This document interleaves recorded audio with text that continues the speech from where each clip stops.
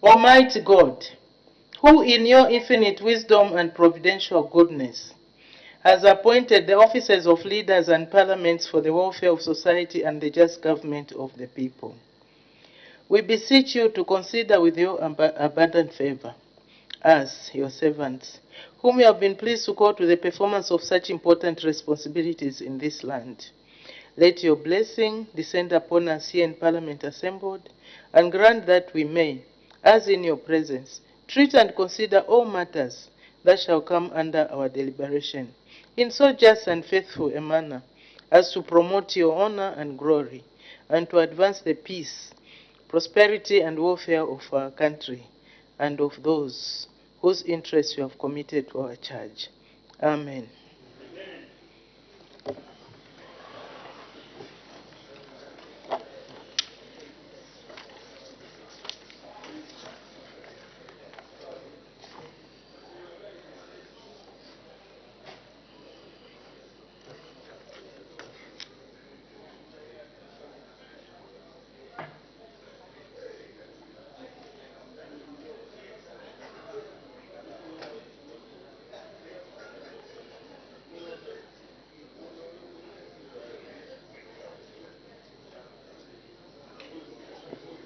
Order.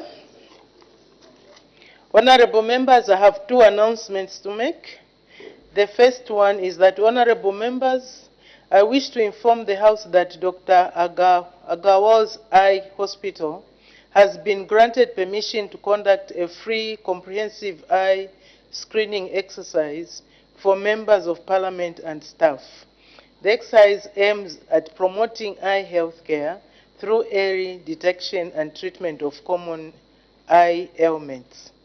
The exercise will be conducted from Monday 17th to Thursday 20th June 2024 from 09 hours to 16 hours, and Friday 21st June 2024 from 09 hours to 13 hours at the main reception area at the Parliament main buildings.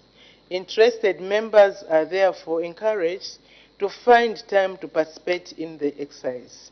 I thank you. The second announcement, honorable members, I wish to inform the House that the Orthodox Archdiocese of Zambia and Mozambique, in conjunction with the General Consulate of Hellas in Lusaka, has organized a 2-week cultural program dedicated to the Olympic Games, Olympic Ideal and Spirit. The program takes place from today, Wednesday 12th, to Monday 24th June 2024. One of the activities lined up during the 2-week cultural program is the planting of an olive tree as a symbol of promoting peace. The olive trees to be planted were brought to Zambia by the Olympians from Acacia, Olympia, Greece. The Right Honorable Madam Speaker will take part in the exercise by planting an olive tree within Parliament grounds on Thursday, 13th June 2024. This will be the first tree planted at a National Assembly in Africa under this program. The planting of the tree will also be used as a platform to disseminate the Speaker's Plant a Tree Challenge. The tree planting exercise will be preceded by the official launch by the Right Honourable Speaker of a 2-day symposium in the amphitheatre at Parliament buildings. In this regard, all honourable members and staff are encouraged to attend this important event, which will take place at 09 hours. Attendance of the event is on voluntary basis. I thank you.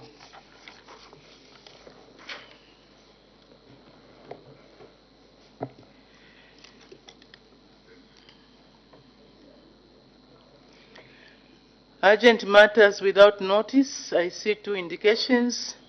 We start with the Honourable Member from Pika. Thank you, Madam Speaker, for the opportunity to raise a matter of urgent without notice in accordance with Standing Order number 71, which I'm sure Honourable Mungan doesn't even know. Madam Speaker, the government of the Republic of Zambia cancelled hunting concessions. Sorry, maybe just for guidance, we don't want to refer to a wrong standing order. The matter that you are raising is under Standing Order 1, let me just check. 142. It's under Standing Order 142. So, Honourable Member, be guided accordingly. You may proceed. And you have 2 minutes. Thank you so much, Madam Speaker.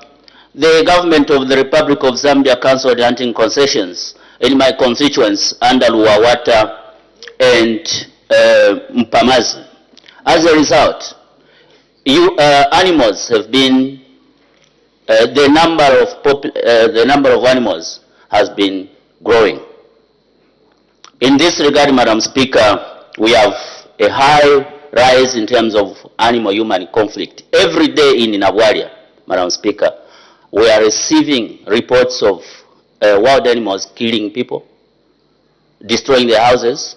I was there last week, Madam Speaker, up to Saturday, and the situation is very, very bad. I therefore direct this matter of urgent public importance at the Minister of Tourism.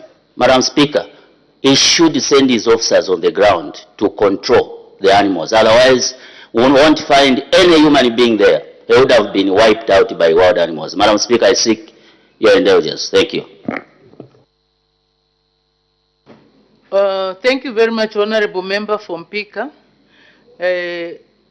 Since the matter is not urgent, because it has been raised on several occasions on the floor of this House, and several ministerial statements have been delivered on the same issue, and actually what we were waiting for, I think even the Honourable Minister has been on the floor of this House to share with the House the measures that have been put in place to control this human-animal conflict.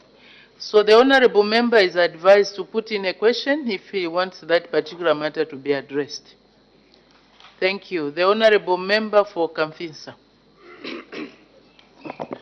Madam Speaker, allow me to thank you once again for the opportunity to raise this very, very important urgent matter of public importance directed at the Minister of Water Development and Sanitation. Madam Speaker, you are aware, and I believe this has become a national concern, that we have inadequate power supply to various public facilities, which includes our water utility companies in Zambia. Kamfinsa constituency, being one of the constituencies in Zambia, is affected, Madam Speaker, by the lack of water supply to essential public places such as health facilities, as well as the residents in my constituency. And this, Madam Speaker, has been extended to other constituencies, not only in Kitwe, but across the country. Madam Speaker, is the Minister responsible for water in order not to come to this August House to assure the public that there are measures that have been put in place to avoid loss of water supply to essential public services such as health facilities that constantly need water. Madam Speaker, reference is Kamfinsa, but I believe this is a national matter. I thank you, Madam Speaker. Thank you very much, Honorable Member for Kamfinsa. Yesterday, there were two matters that were raised, one touching on cholera for Chipata, and because of the reason was because we have water shortages due to the drought, and I did direct that a statement be rendered tomorrow on this matter to address that issue. And also there was another matter that was raised on the issue of power outages, and accordingly the Honorable Minister of Energy was directed to deliver a ministerial statement tomorrow. So as these two ministers address deliver their ministerial statements, they are requested to address the issue that has been raised by the Honorable Member for Kamfinsa of lack of power to these water facilities. In the process, we are having no water, and if you could address it also from that, instead of, because all these matters are related. So if the reason why there is no water is because there is power outages. So the Honorable Minister of Energy, as you deliver tomorrow, please address that issue of water. The last one will be the Honorable Member for Shiwangando. Thank you so much, Madam Speaker. Madam Speaker, the urgent matter without notice I'm trying to raise is directed to the Honorable Minister of Home Affairs and Internal Security. You may proceed, Honorable Member. Thank you so much, Madam Speaker. Madam Speaker, last week His Excellency the President of the Republic of Zambia, who is also Commander-in-Chief of the Defense and Armed Forces, raised some serious security concerns to the extent that he felt that maybe the police were inadequate to deal with the internal security and that of maintaining law and order, said that he contemplated using his authority to involve the Zambia Army. Madam Speaker, to those who might not know, what that entails is basically just suspending the constitutional order and get the defense to deal with the security matters of the state. Indeed, Madam Speaker, of late, there are some occurrences that pose threat to the internal security. We have seen individuals ganging up and doing processions that are lawlessness. And further, Madam Speaker, one of your own members here is reported to have been abducted. And of course, there are some investigations going on. A young driver, just the other week, these are not jokes. Madam Speaker, the young driver was recovered, killed in Chilanga of Lusaka province just a few days ago. Madam Speaker, we would like your citizens to be assured that their lives are safe and that they should continue enjoying their liberties of free movement as citizens. And especially all of us here, we don't know who might be next to be a victim of abduction. Madam Speaker, I seek your guidance in this matter as members of the public are looking forward to us who are mandated to offer oversight functions on their behalf to the August. And lastly, Madam Speaker, just permit me to convey my sincere condolences to the Honorable Minister of Home Affairs and Internal Security, who lost his beloved sister a week ago. Madam Speaker, I seek your serious guidance. Thank you very much, Honorable Member for Shiwangando. You have raised too many issues. One about the directive that was supposed to have been made by His Excellency the President. The other one about an abduction. And from the newspapers, I believe this matter is being investigated. It's with the investigative wings. As to the state of the nation, maybe I suggest that you put in an urgent question. Put in an urgent question which the Honorable Minister can be able to address. As the issue of the press briefing happened some time back, it's no longer an urgent matter. Maybe you should have raised it yesterday.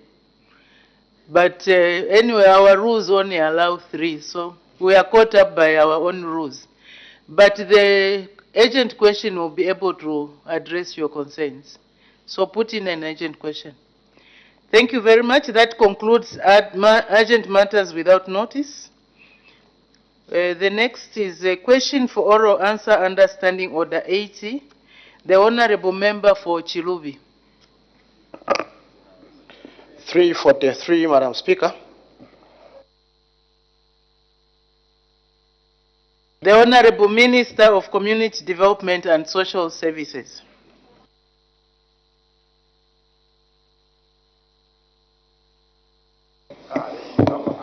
Thank you, Madam Speaker.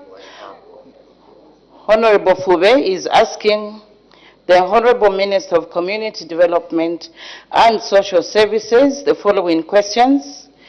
A, whether the government has any plans to restructure the distribution of fertilizer under the Food Security Pact program in wetlands areas. B, if so, whether the use of cooperatives is as an economically viable channel will be considered, and C, which constituencies are earmarked for the implementation of the strategy. Madam Speaker, the responses are as follows. A, in respect to whether government has any plans to restructure the distribution of fertilizer under the Food Security Pact program in the wetlands, the Ministry has no plans to restructure the distribution processes. This is because the current distribution strategy being used is able to deliver the inputs closer to the beneficiary households. To enhance the distribution processes, the Ministry is digitalizing the program, the Food Security Pact program. B, as to whether the use of cooperatives as an economically viable channel will be considered, the Ministry wishes to inform the House that there are no plans to use cooperatives in the distribution of inputs. This is because the Food Security Pact program is a social protection program meant for individuals who are poor and vulnerable with no capacity to make monetary contribution, which is usually a requirement for members of cooperatives. C, with regard to which constituencies are earmarked for the implementation of the wetland and the districts to determine the constituencies, the districts determine the constituencies at the point of targeting. This is dependent on the places of the districts that are in wetlands. The wetland component will be implemented in 58 selected districts across the country. I submit. Thank you. Thank you very much. Supplementary questions? The Honorable Member for Chilubi. Madam Speaker, since this is Food Security Pact, which is supposed to contribute to domestic food security. I want to find out what challenges is this current model facing, especially in terms of the objective of actually having food in those vulnerable households. Because I ask so, Madam Speaker, this program has been a subject of abuse, especially in my constituency, where some of this fertilizer, which is meant for the poor, just find itself in wrong hands. They sell instead of actually producing food. So it is informed that possibly the program is abused, and maybe the model that is being used is wrong. So what are some of the challenges that the current model is facing in terms of producing the actual food that should beef up on the vulnerable households? Thank you very much. The Honorable Minister of Community Development and Social Services. Thank you, Madam Speaker. I wish to inform this House that there are two components under food security pack. We have the rain-fed food security pack, where we distribute fertilizer and inputs for the rainy season. This question is arising from the wetlands component of the food security pack program. The food security pack program in the wetlands is where districts and district community development officers identified wetlands where poor, vulnerable, but viable farmers can engage in farming activities for food security at household level. Now, what challenges are we facing as a ministry? Madam Speaker, you may wish to know, this House may wish to know, that this program was discontinued 12 years ago. We only resumed the wetland distribution in 2022 to cushion poor, vulnerable, but viable farmers, and to make sure that there is food security at household level. The challenges that we are facing, of course, at the moment is connectivity to these areas to reach the people who are mostly in Dambos. So passage to them is a challenge. Another challenge now is the number of vulnerable people who want to be put on this program. We have quite a number of people wishing to come onto the program, but we don't have enough resources. As to the distribution of the inputs, I urge all honorable members of Parliament to take keen interest in programs, especially under my ministry, being implemented in your respective constituencies. This is your responsibility. To come and ask, you know the people that you live with in Chulubi.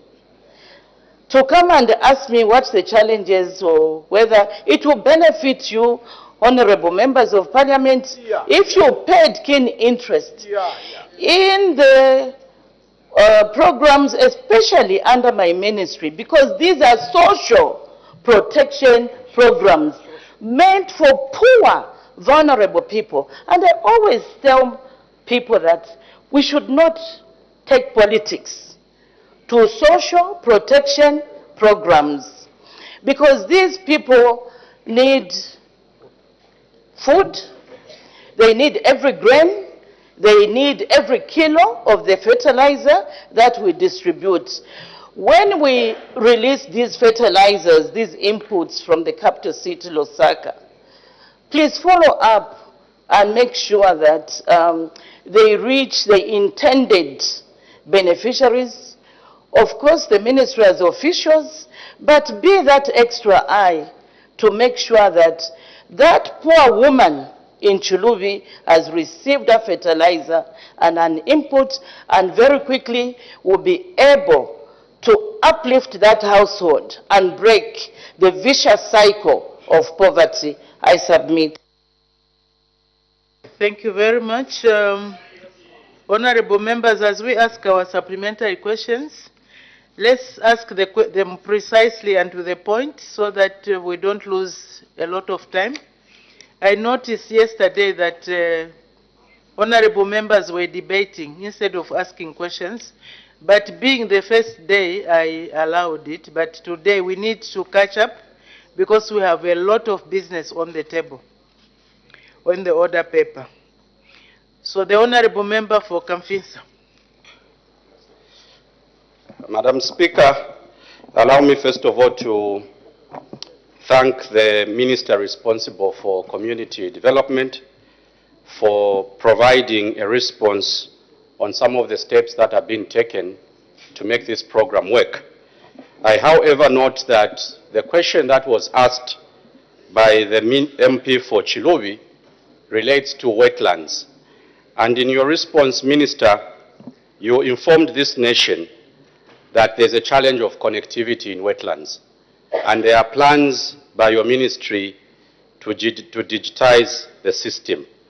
My follow-up question, Madam Speaker, what steps are being taken working with the Ministry of Science and Technology to improve both physical connectivity as well as telecommunications in that area so that when this program is rolled out, the people of Chilubi will be able to maximize benefits? I thank you, Madam Speaker. Thank you. The Honorable Minister of Community Development and Social Services.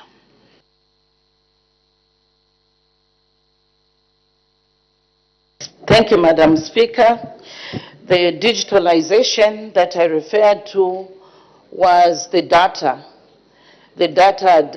HQ, to make sure that there's a follow-up. We are studying the recipients of the food security pack beneficiaries to see how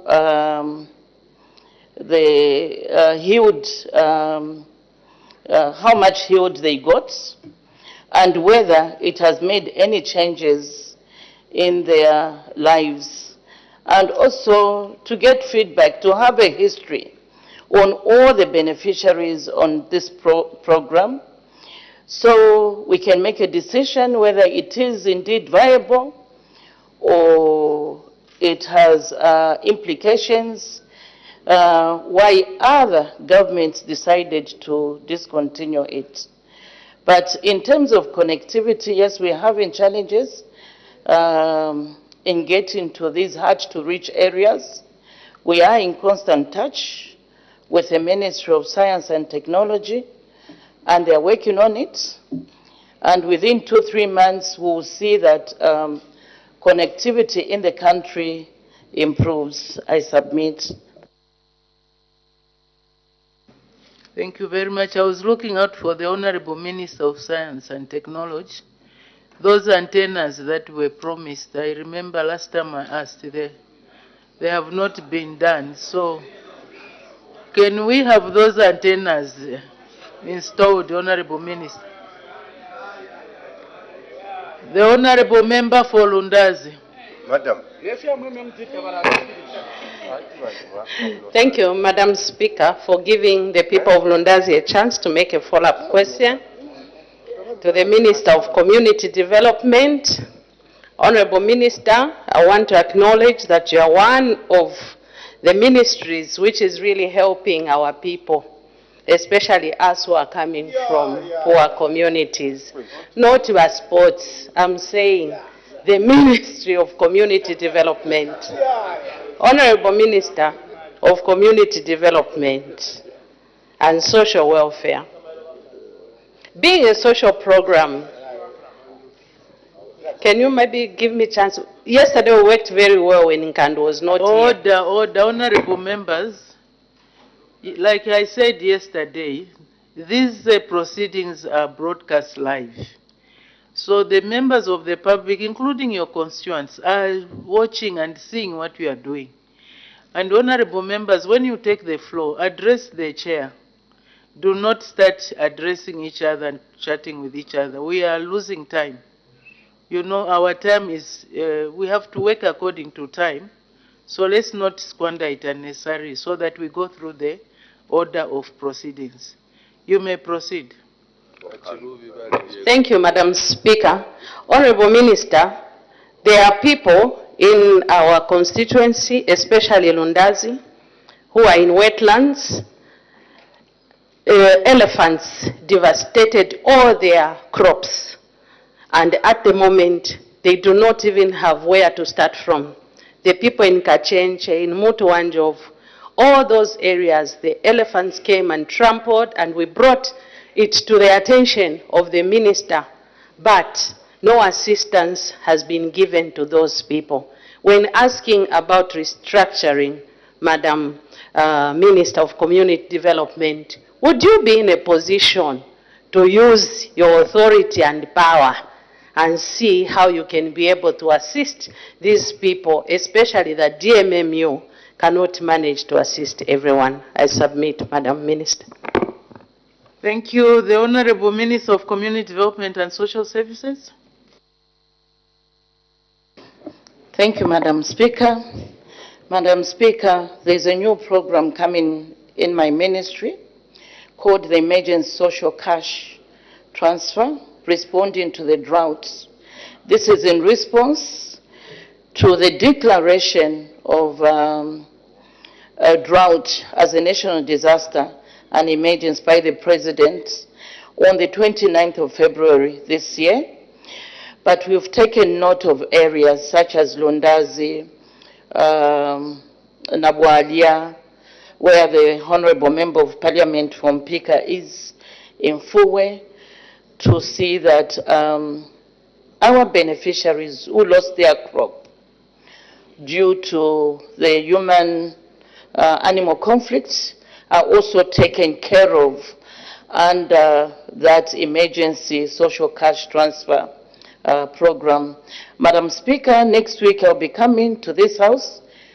If you allow me to make a ministerial statement on this new program, I submit. Thank you very much. Please do come, and we encourage honorable ministers to come to the House with the ministerial statements for those topical issues. Let's not wait for the honorable members to raise issues for us to be reactive. Let's be proactive, and I like that stance, Honorable Minister. Please do take that step. The Honorable Member for Chilubi. Thank you, Madam Speaker. Since the Minister said that MPs have to be involved, I think I have to go on record that the challenges that we are facing in Chilubi, I involved the Minister, and I think he was up to the game in addressing some of the challenges. It's important to appreciate when certain things have been done. Having said that, I want to ask the Minister, since some of the officers and sometimes the district administration feel that these government services belong to them, and your National Assembly office, if it wants to get involved either through the PA or the AA, when the MP is not there, they are distanced from monitoring how the distribution is done. How does she intend to involve the members of Parliament, since that mode has failed to get involved? The Honorable Minister of Community Development and Social Services.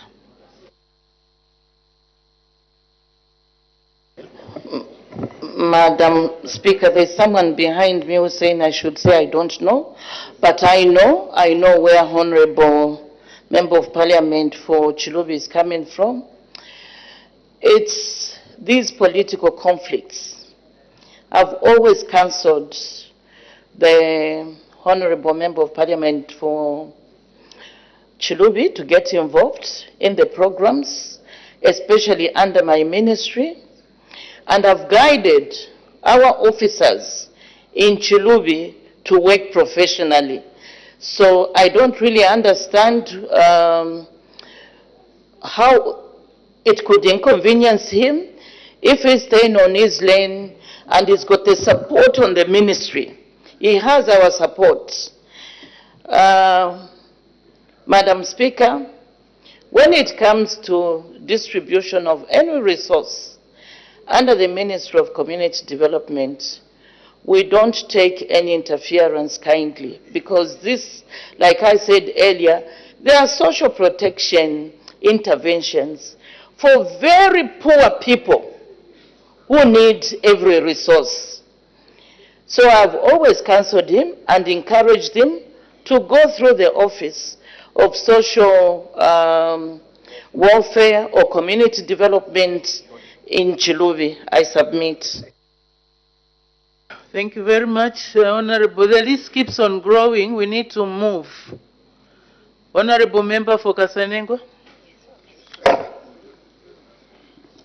Thank you very much, Madam Speaker, for this opportunity to ask the Minister this question.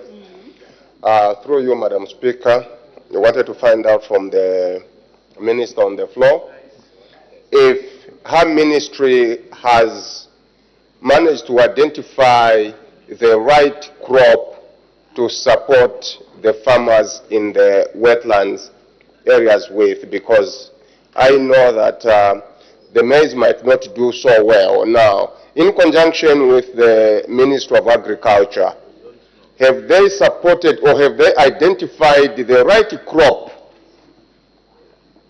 to send to the wetlands so that farmers may not only have to deal with the regular corn, which is maize and legumes, as we always do in these other areas of the country? Thank you, Madam Speaker. Thank you. Although the question talks about distribution of fertilizer, but because fertilizer is meant for crops, I will allow the question. The Honorable Minister of Community Development and Social Services. Thank you, Madam Speaker. It's a good question, because last year we engaged ZARI. We are working with the Department of Agriculture at the University of Zambia. These are experts. They carried out soil samples in most areas, and I'm glad to announce that this year we are introducing new crops on both programs, the wetlands program and also the rain-fed program. We have introduced crops such as cassava for Western Province and other areas, millets, three different types of millets, depends on the area. We have also introduced fruits and vegetables on these programs. Madam Speaker, the government, under the leadership of His Excellency President Hakainde Hichilema, will also introduce the emergency wetlands, and this will benefit more than the traditional 58 districts. I submit. Thank you. The Honorable Member for Lufubu. Thank you very much, Madam Speaker. May I begin by thanking you, Honorable Minister, because whatever you are doing, even the people of Lufubu are benefiting. Now, they would love also to know something, Madam Speaker.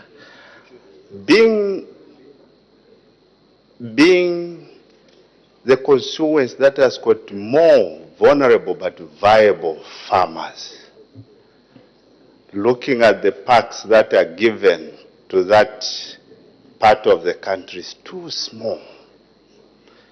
Do you have any program in your ministry where you would find at least more money to increase on the number of beneficiaries? Thank you, Madam Speaker.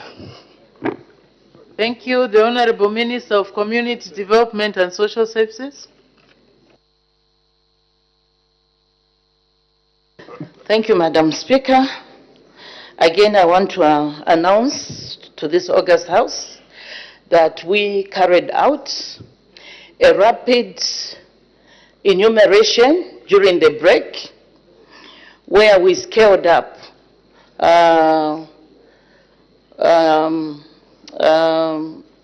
where we identified and targeted people who were poor, vulnerable, but who were not on the regular or traditional social cash transfer. And in your constituency, I think we have over 2,000 people that we identified a month ago who will be put on this program for 12 months. I submit. Thank you. The Honorable Member for Shuangandu. Thank you so much, Madam Speaker. Madam Speaker, the program under the Honorable Minister, which is more of a social safety net program, has been very helpful in ensuring that our vulnerable but viable farmers end up with food security at the households and also contribute to the national basket, food basket. On one hand, the Ministry of Agriculture, under the Farmer Input Support Program, they also target similar category of farmers in terms of the project, their program. Of late, Madam Speaker, most of the farmers who are on the FISP program have been left out on that program when they are still vulnerable but viable, because there's been no progression, because you can't just graduate farmers who are not able to stand on their own in terms of accessing farming inputs, and that has contributed to the challenge we are facing in terms of raw production, especially in our areas where rainfall was reasonably good. I would like to know from the Honorable Minister of Community Development how they can collaborate with Avenue Ansara, Minister of Agriculture there, who has had very big challenges. The Honorable Member for Shuangandu, when he mentions, then you rise on a point of order. Let's avoid debating each other. Just ask your question. Well guided, Madam Speaker. Madam Speaker, I would like to find out from the Honorable Minister responsible for Community Development how they are collaborating with the Ministry of Agriculture to ensure that some of those farmers who have been left out on the FISP program but still remain vulnerable and viable can be assisted without drifting them into perpetual poverty. I thank you, Madam Speaker. Thank you. The Honorable Minister of Community Development and Social Services. Thank you, Honorable Member of Parliament for Shuangandu. I want to encourage you to speak to the beneficiaries in Shuangandu, not to sell all the produce that they produce when they harvest. As to whether we reconcile with the Minister of Agriculture, even 2 weeks ago we carried out this exercise. We want to know who we can graduate to be on his program, and we are seeing who can come on our program. Yes, indeed, I want to acknowledge here that there were gaps. 2021, 2022 farming season, we had a lot of gaps. We left quite a number of beneficiaries out. In 2022, 2023 farming season, again, we left quite a number of poor, vulnerable, but viable farmers. And this came to light, Madam Speaker, after I toured quite a number of districts, and we were confronted by the beneficiaries who were not ready to be graduated, but we had graduated them in 2022 and in 2023. And I want to announce that they will be back on the program this farming 2024-2025 farming season. Thank you very much. I believe the question has been exhausted. Can we make progress? The next question, the Honorable Member for Itesh-Dash. Lunde. Question number 344, Madam Speaker. The Honorable Minister of Water Development and Sanitation.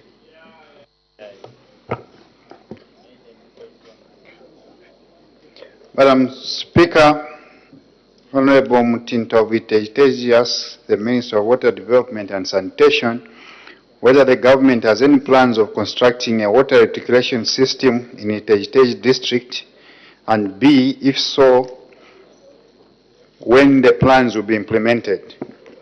In response, Madam Speaker, I want to confirm that yes, government has plans to construct a water reticulation system in Iteji district to meet the needs of the growing population. B, Madam Speaker, plans will be implemented once the feasibility study and detailed designs which have been commissioned by Southern Water and Sanitation Company and which are being supported by Iteji Power Corporation, ITPC, to the tune of 5 million kwacha have been completed. The feasibility studies are currently being conducted by Iliso Consulting and are scheduled for completion by September 2024. The scope, Madam Speaker, includes construction of water treatment plant to treat 18,000 meter cubed per day of water and the rehabilitation and expansion of the water distribution network. Madam Speaker, let me also inform this House that as an interim measure to cater for the water needs of our people, SWASCO has embarked on a project costing about 996,000 kwacha to replace and extend the water supply network over a distance or a length of 3.6 kilometers in some parts of Iteji. Further, immediate measures being carried out by SWASCO to improve coverage and increase supply hours include drilling of 2 commercial boreholes, one of which has already been done, and installation of the PV solar system for the 2 boreholes. Madam Speaker, I thank you. Thank you very much. Supplementary questions. The Honorable Member for Iteji. Thank you so much, Madam Speaker. And Minister, thank you so much for the positive response. It gives the relief to the people of Iteji who have not had running water for over a lot of years now. Just to make a follow-up, Madam Speaker, Minister, the current treatment plant, which is supplying water in the interim to the people of Iteji, while we wait for this plant to be constructed, it is operated and maintained by ZESCO and not Southern Water and Storage Company. And to some extent, this creates a discrepancy in terms of, because the other company just maintains and distributes the water, maintains and works on the water. The other company, it's the one that distributes the water. So there is lack of coordination. When do you think ZESCO would hand over this water treatment plant entirely to Southern Water so that the entire value chain can be managed by one company so that they can be efficient water supply in the short term? Thank you. Thank you. The Honorable Minister of Water Development and Sanitation. Madam Speaker, let me thank the MP sincerely for this question and maybe inform him that I was privileged to have worked in Iteji on this same system about 25 years ago. So to explain to him actually is that the explanation basically is that that water treatment plant was constructed by ZESCO because they own Iteji Dam, and that was done about 30 years ago. The design then was for a very small population of less than 1,000 people. Currently, Madam Speaker, there are over 20,000 people there. So as you can imagine, that system has reached its design potential a long time ago. Madam Speaker, when ITPC partnered with ZESCO to construct the now 120 megawatts. One of the CSR projects they did was to construct a second treatment plant.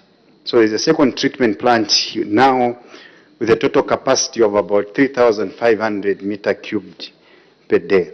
As you can imagine, ZESCO and ITPC came and formed one company who now own the water supply system. What we have done as a ministry through SWASCO, obviously, is to engage the Minister of Finance, to engage ITPC and ZESCO to see that SWASCO can take over that power station, because the production is done by ZESCO and ITPC, but SWASCO only is involved at the distribution point. So to solve this problem, we've since written to ensure that SWASCO takes over.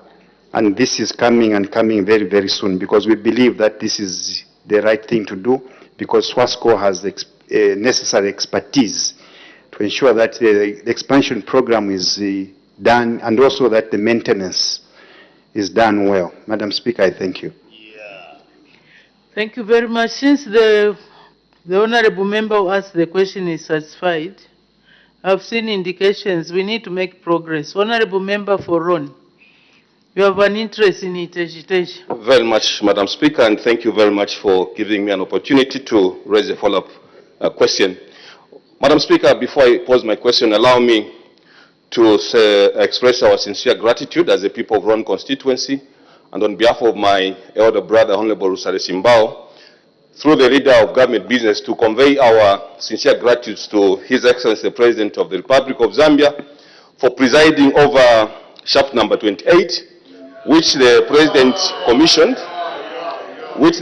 commissioned 2 weeks ago, and that now it's up and running. Please convey our heartfelt, sincere gratitude to His Excellency.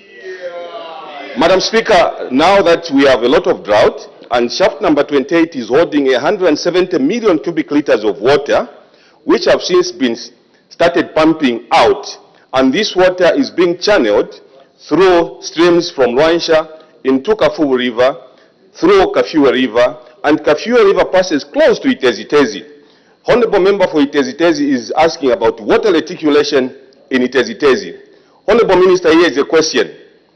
What are you doing to ensure that you harvest part of this water, which is coming from shaft number 28, which will be pumped for the period of 18 months? 18 months non-stop, day and night, 24/7, water will be pumped out, passing through Itezi. What are you doing, Honorable Minister, to harvest part of this water? I thank you for the opportunity, Madam Speaker. Thank you. The Honorable Minister of Water, Development and Sanitation. Madam Speaker, I'll give a summary and later on invite the member to my office, because this is a very technical question and I have a very detailed answer for you. That water you see, Honorable Member, is water which has accumulated over a long period of time. So we do what's called a one-time pumping, because at a time when you deplete that reservoir, obviously mining activities will be taking place. When you look at the value you accumulate from pumping to the point of generation, we need to see the economics, whether that will be viable or not to pump all the way, generate that megawatt and sell it. However, I invite you to the office so that we can look at the details of how that can be done, or whether that should be done at all. Madam Speaker, just in case there isn't a follow-up question, I also want to express interest, like my elder sister has done, Honorable Mwamba, that because of the water shortages obviously resulting from the scarce energy which my colleague, Honorable Minister of Energy, will be coming to make on the floor of the House, I would also want to come and make a statement, because these are issues which the country is facing a lot, and maybe for the comfort of members of Parliament and the general public, we have commissioned a group of technocrats to see how we quickly respond to this. You also, on the order paper, I think it was mentioned that Honorable Musokotwane will be coming to the House to see how that budget will be realigned. In there will be a very comprehensive drought response plan, particularly to ensure that our people have water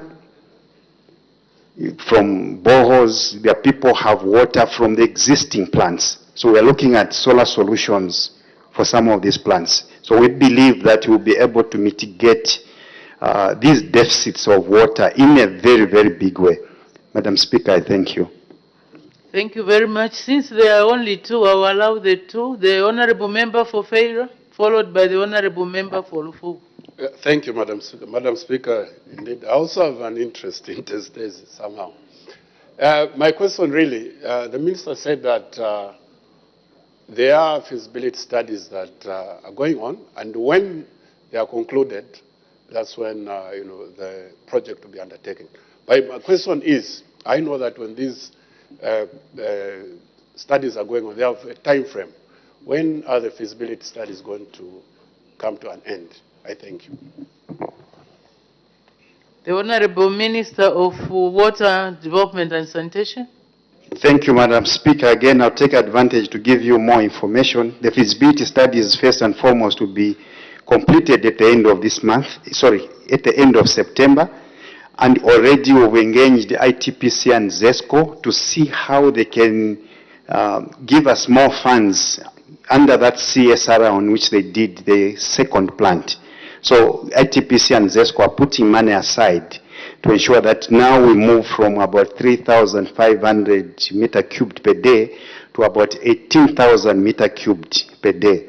And Madam Speaker, it has been very easy for me to know about this problem, this water deficit in Iteji because of a very good brief from the outgoing Minister of Water and Sanitation, Honorable Mposha. Number one, I got a very detailed brief, but more so also from the able Member of Parliament, Honorable Mutinta, who is very close to his people and is able to bring out these issues closely.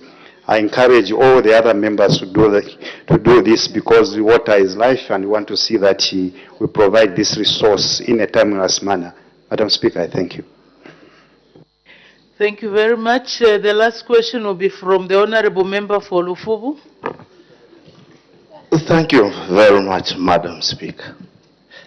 Honorable Minister, you are giving hope here.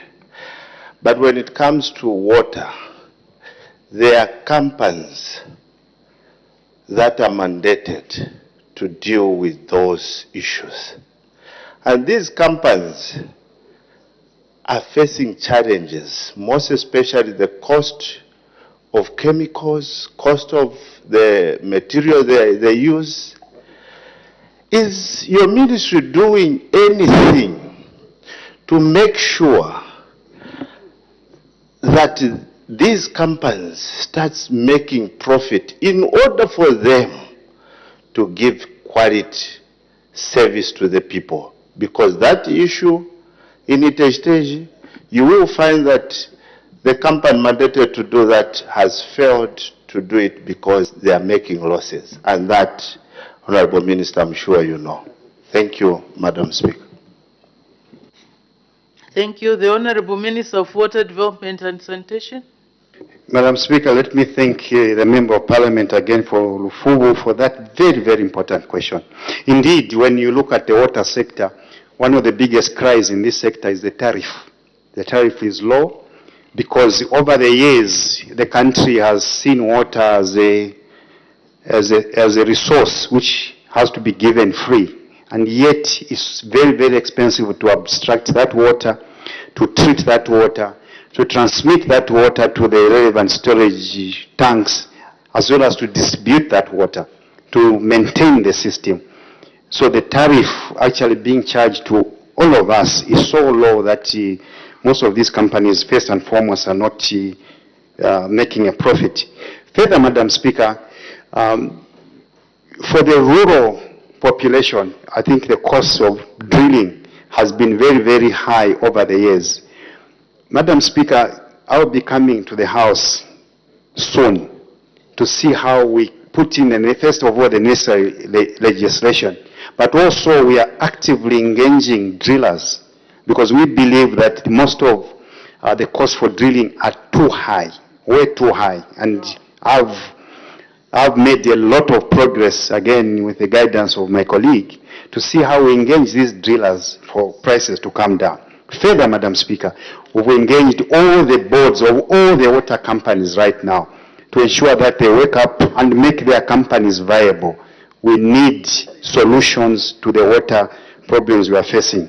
So, Madam Speaker, these are issues we are looking at very constructively, because we also believe, Madam Speaker, that it's also possible to put in PPPs on these projects, particularly to cater for people, some brand of people who can afford.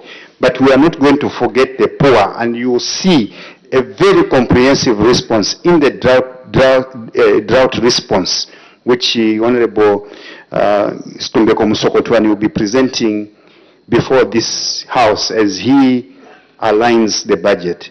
Madam Speaker, I thank you. Thank you very much. The next question, the Honorable Member for Lubanseshi.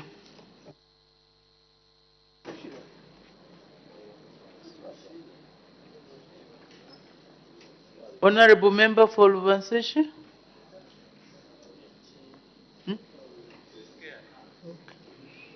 The Honorable Member for Lubanseshi is not around, so the question lapses. Next question, the Honorable Member for Chilubi. 348, Madam Speaker. Again, look at the question, Honorable Member. What question? What's the question number? I think because of the wraps for the what? It should be 348 or 349, Madam Speaker. 346, sorry. I'm sure the Honorable Member has the order paper before him. I apologize, Madam Speaker. Okay, noted. The question is 346. The Honorable Minister of Agriculture. Thank you, Madam Speaker. Madam Speaker, the Honorable Member, Mr. Fue, asked the Minister of Agriculture whether the government has any plans to set up wetland farming blocks in Chilubi district, and B, if so, when the plans will be implemented, C, what the estimated cost of the project is. Madam Speaker, the government, through the Ministry of Agriculture, has targeted the development of one farm block per province under the Farm Block Development Program. In Northern Province, the government is developing Kalungwishi Farm Block in Lunte District. The targeted farm blocks are meant to boost agricultural production of crops like maize, soybeans, and wheat. Considering the question of the development of wetland farming block in Chilubi District, the government currently has not yet conducted environment impact assessments to establish the impacts of such projects on the wetland ecosystems, which are sensitive areas when we consider the use of agricultural chemicals like fertilizers, herbicides, and pesticides. B, as stated above, the establishment of wetland farm blocks is dependent on the conduction of the environmental impact assessments to establish the suitability of such areas. This can be done once an area of interest is identified for the establishment of a wetland farm block. C, the costs are not known at the moment. Madam Speaker, I thank you. Thank you very much. Supplementary questions, the Honorable Member for Chilubi. Thank you, Madam Speaker. Since government currently is talking about irrigation to seal the food security gap that has been caused by drought, the minister has said that the wetland farming is it should be subjected to impact assessment. Currently, his ministry is encouraging irrigation. Even in Chilubi, the crops that should be produced before the rain fade is being encouraged. Is it not just the same thing that is being promoted, because it's the same water retention that will be used to irrigate the same crops to cover the food security gap? Because I don't know how these two, the other one should just go on, the other one has to be subjected to environmental assessment. So I wanted to find out from the minister whether the current program, which is being encouraged for irrigation, which is not rain-fed, is not equivalent to the same question that I'm trying to ask about wetland, since you have to subject the other one to impact assessment on environment. The Honorable Minister of Agriculture. Madam Speaker, I thank you. I wish to remind the Honourable Member that his question, Madam Speaker, was whether the government has any plans to set up wetland farming blocks. And the response is that as at now, we do not have those plans. I did indicate, Madam Speaker, that we are encouraging farming blocks in each province, and the selection of those farming blocks is very, very scientifically and well done.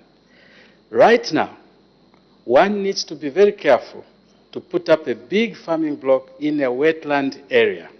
There are issues of fertilizer washing downstream. There are issues of pesticides killing the fish in the wetlands. We need to do a very comprehensive impact assessment to compare wetland farming to irrigation use. I think would not be the correct way of looking at things. Madam Speaker, I thank you. Thank you. The Honourable Member for Lunte. Most grateful, Madam Speaker. Honourable Minister, I would like to thank you for indicating that instead of developing the wetlands in Chilubi, you are developing Kalunguish farming block in Lunte. Honourable Minister, what specific developmental outcomes do you have for the Kalunguish farming block in Lunte constituency and Lunte district before August 2026? Thank you, Madam. The Honourable Minister of Agriculture. Thank you, Madam Speaker. I might not understand the reason for the timeline which the Honourable Member has given, August 2026.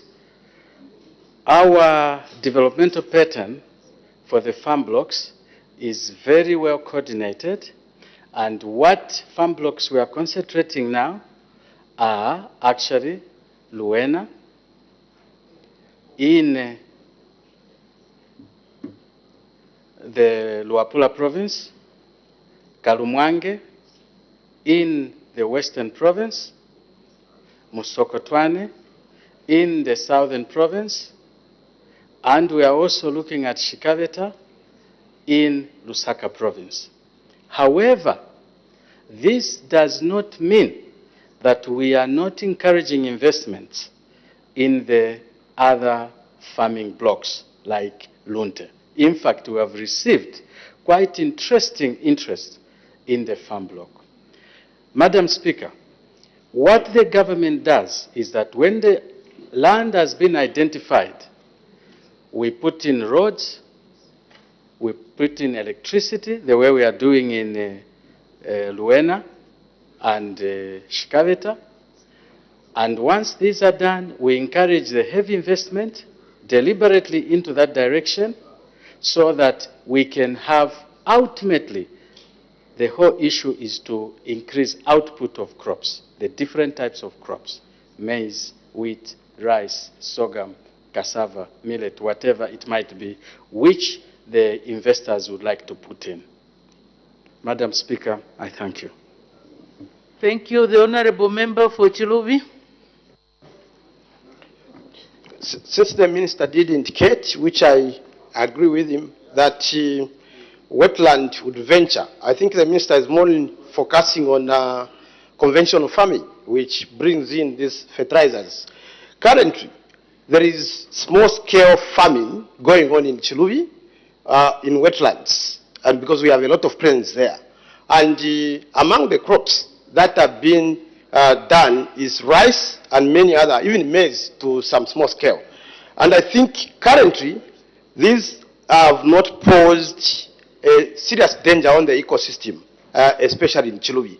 Are you considering, as a ministry, to venture into conservation farming blocks based on that method, which the indigenous have already found out? I know that your scientists can come and do these feasibility studies, but from our local observation, wetland, especially for rice, and I can tell you that even pad wheat can grow in Chilubi and the like, on conservation-based methods. Are you considering that route? Because we are wasting land. The Honorable Minister of Agriculture. Thank you, Madam Speaker, and I wish to thank the Honorable Member for that question. For the sake of the record, Madam Speaker, may the Honorable Member be guided that Zambia is actually leading in terms of conservation farming in this region. Over time, that is the merit that we have gotten. Having said that, I wish to repeat, Madam Speaker, that we are not stopping small-scale farmers from going to cultivate rice. I never said that. So we actually encourage them. But as we are doing that, it is important to alert them that certain practices are inimical to the ecosystem in the wetlands. What I answered is that government has no plan for a farm block in a wetland area. Madam Speaker, I thank you. Thank you. The Honorable Member for Kasama. Thank you, Madam Speaker. Thank you, Honorable Minister, for your answer. I wanted to find out, Honorable Minister, when we look at the ecosystem, for instance, along the Chambeshi River, there's quite a lot of rice that is being grown there. So I am pretty sure that Chilubi would have similar terrain and ecosystem. So does government have any short-term plans in doing a feasibility study in rice growing in Chilubi? I submit. Thank you, Madam. The Honorable Minister of Agriculture. Thank you, Madam Speaker. The ministry, working together with the World Food Programme, is currently looking at rice production in Western Province, Northern Province, Luapula Province, and parts of Eastern Province. And I wish to assure you, Madam, that working with an international institution of repute like that, before we actually venture where we are going to go and plant the rice and apply the necessary technologies, fertilizers, etc., conservation farming, as guided by Honorable Fube, we will definitely look at that. But what you have done is to raise a very important aspect which my colleague, Minister for Environment, should be taking note of. The Honorable, I'm sorry. Minister of Environment is now seated the other side. So I'm sure that he's taking note about this issue of potential destruction to the ecosystems given the agricultural practices that are currently going on. Because without knowing, we'll see a reduction of fishes in our rivers. We'll see prolonged, increased heights of weeds and reeds in the wetlands because of fertilizer usage. We might see certain species of birds, etc., not being there, and it will take time. If we do not take interest now, it will take time. By the time we realize what has happened, we have destroyed a certain type of, system within the environment. So I'm very, very pleased that you raised that point, and I will liaise with my colleague from Environment. I thank you, Madam. Thank you. The Honorable Member for Pambashe.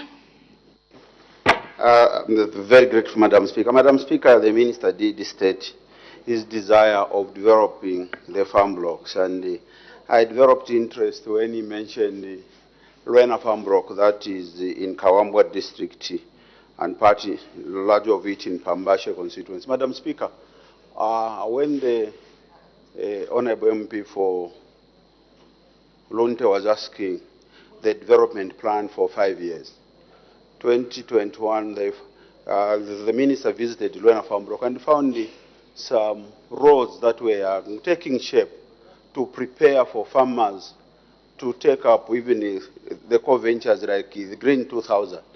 But your minister, local government, stood there and proudly announced to the Zambians of cancelling of all those road projects. And as we speak, Minister, there is only one road project in Luena farm block that is being constructed by ZNS. How then do you intend to enhance the agriculture activities in that busy and very productive area with all the infrastructure that was left having been cancelled? I thank you, Madam Speaker. The question is rather expanding the whole question, because the question that the Honorable Member for Chilubi asked was setting up of wetland farming blocks in Chilubi district. Of course, the Honorable Minister gave examples of other farm blocks which are being developed in provinces, and in the process mentioned Luena. So if the Honorable Member has more questions on the Luena, maybe I suggest he puts in a question. We don't want to take the Honorable Minister by surprise, although he's... Oh, all right. If the Honorable Minister is ready, then he can answer. Thank you, Madam Speaker, and I really thank you for allowing me to respond to this question. Madam Speaker, the Honorable Member for Pambashe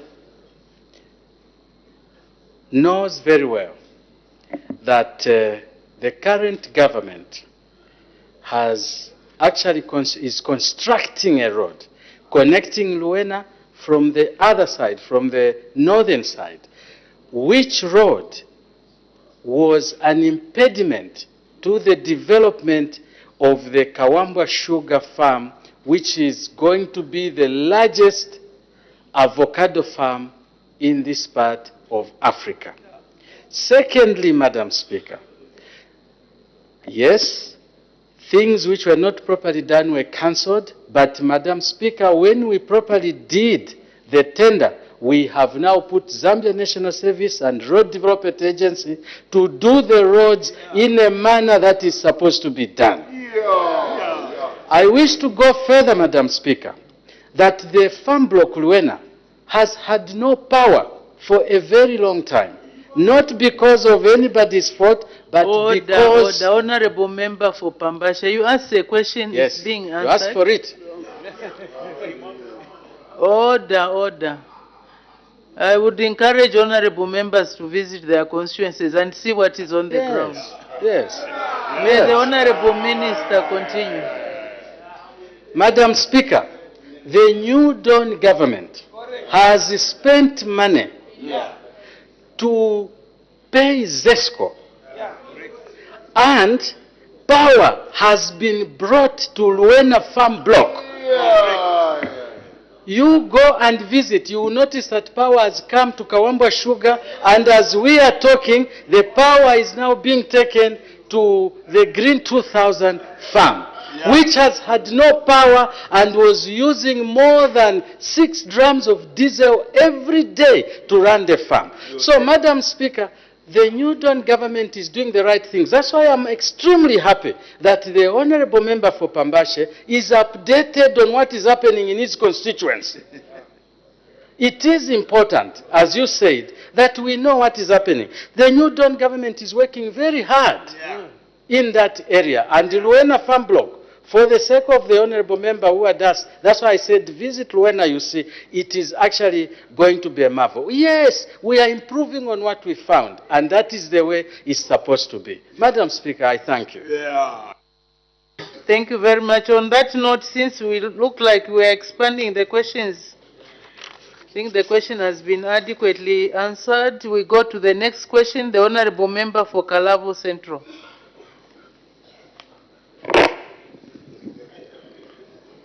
Thank you, Madam Speaker. Question number 347.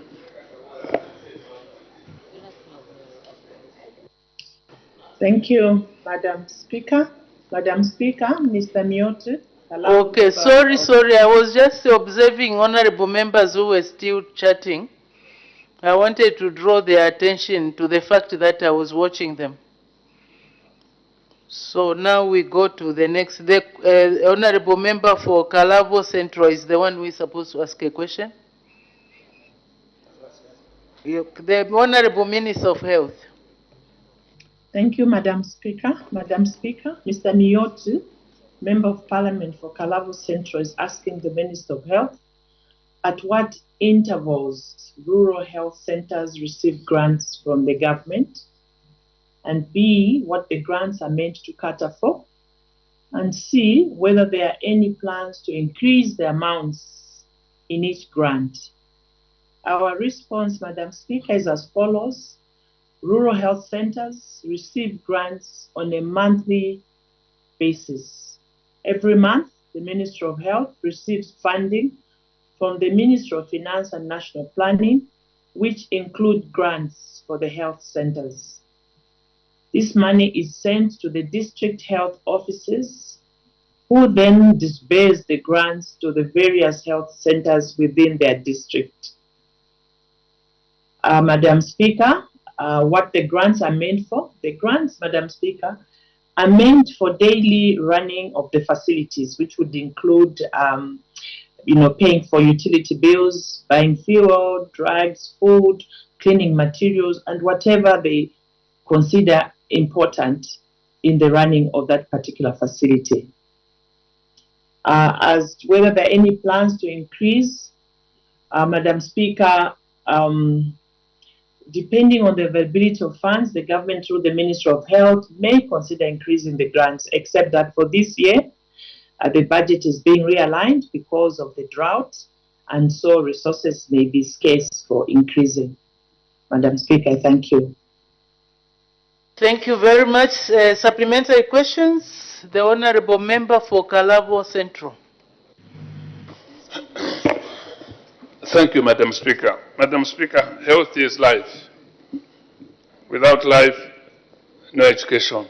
Without life, no human activity. Therefore, the grants which these clinics or rural health centers receive, would the minister mind estimating how much, on average, how much a rural health center does receive those monthly grants? Thank you, Madam Speaker. Thank you very much. The Honorable Minister of Health. Thank you, Madam Speaker, and thank you, Honorable, for the follow-up question. The grants are given to health centers, Madam Speaker, in form of imprest. They only qualify to receive another grant or imprest upon retirement of the previous funds. And these centers receive grants or imprest according to their budgets in their annual action plans. Specifically for Kalabo, Madam Speaker, for this year, the Kalabo District Council has so far, the Kalabo District Health Office has so far received grants totaling to 831,902 since January to May. And for June, the grant has not yet been released, because every month the grants are released around the 23rd of the month up to the 30th, which is the last week of each month. Thank you. The Honorable Member for Education. Thank you so much, Madam Speaker. Minister, in your annual projection for the grants that goes to the rural health centers, are you also factoring in the rural health centers which are being constructed and being opened on a weekly basis from the CDF? Thank you. The Honorable Minister of Health. Thank you, Madam Speaker, and thank you, Honorable, for that follow-up question. I think the answer would be no, because our budget is just for 1 year, and because the issue of CDF money being expanded on or being spent on construction of health posts, which is a very welcome move, I think that we need to begin to realign these work plans so that we also factor in operationalization of these health facilities. This is a matter that we are earnestly looking at in this year's budget, because in the Ministry of Health budget, we do have money for supporting not just operationalization, but employing new workers, buying equipment, and also buying drugs. Thank you, Madam Speaker. Thank you. The Honorable Member for Kalavo Central. Thank you, Madam Speaker. My last question would be a request or a plea to the Minister.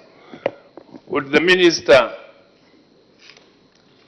try to talk to the district administration so that those grants which are meant for the health centers be released every month rather than omitting certain months where you find a month a health center is not funded and that money is never paid back. So it means they will have missed. So in 12 months, a center might receive less than 8 months worth of grants. Would the minister mind talking to the administrator to advise them that they should be releasing those monies to the centers, despite those monies being very little? Thank you, Madam Speaker. Thank you very much. The Honorable Minister of Health. Thank you, Madam Speaker, and thank you, Honorable Member of Parliament for Kalavo, for that important observation and very serious observation, that whilst it is true that the Ministry of Health last year released all the grants, and the Ministry of Health disbursed all the grants to the 116 district health offices for onward disbursements to all the facilities within their jurisdictions every month for that matter. And as I've said, Madam Speaker, this year, 831,000, almost 832,000 has so far been released to Kalavo since January to May. And we think, we expect that this money must be disbursed monthly to the various health facilities. Listening to the Honorable Member of Parliament, it is clear that that's not what is happening. There may be issues of diversion or unfair distribution of the resources. And so we'll take up the matter and we'll see how we can improve and ensure that all facilities receive their resources monthly, because it's important that all facilities receive these grants and that the government has been releasing these resources monthly without exception. Thank you. Thank you very much. Next question, the Honorable Member for Kwacha. Thank you, Madam Speaker, for the opportunity. The people of Kwacha constituents have the pleasure to ask question 348. Thank you. The Honorable Minister of Youth, Sport and Arts.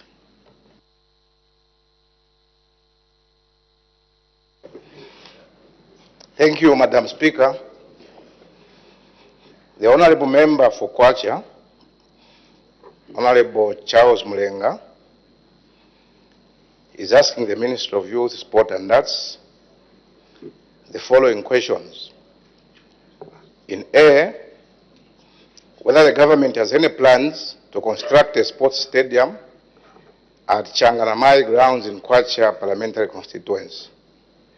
In B, if so, when the plans will be implemented. In C, what the time frame for the completion of the project is. D, what the estimated cost of the project is. And in E, if there are no such plans, why? Madam Speaker,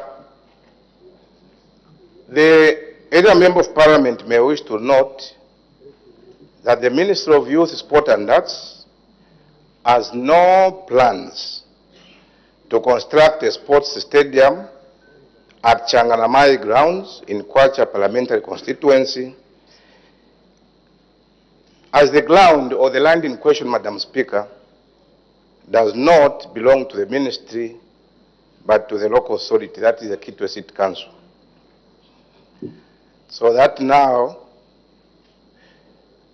if we go to B, what we've stated in A, that we don't have plans, then question B falls, C, D, only E, if there are no such plans, why?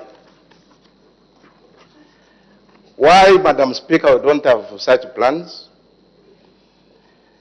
is because the ministry now is prioritizing the rehabilitation and construction of sports and recreation facilities at provincial and district levels.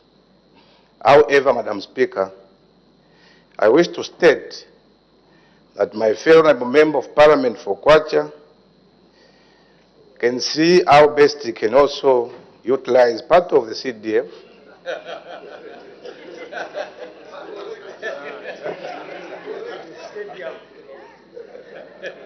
The stadium we are talking about, Madam Speaker, is not a 15,000, 20,000 seater. This is just a 2,000 or 2,500. Yes, 2,500, 2,000. So this is something that you can do. As I was saying before I was interrupted, rudely, I think honorable member will also benefit from the CDF, as I said earlier, so that sports persons and artists, just like other sectors, health, education, home affairs, are benefiting from CDF. So even the ministry, my ministry, can also benefit from these CDF funds. Madam Speaker, I thank you.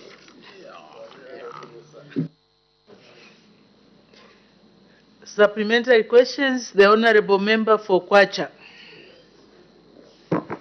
Thank you, Madam Speaker, once more, and also thank you, Honorable Minister, for your response, which is quite candid.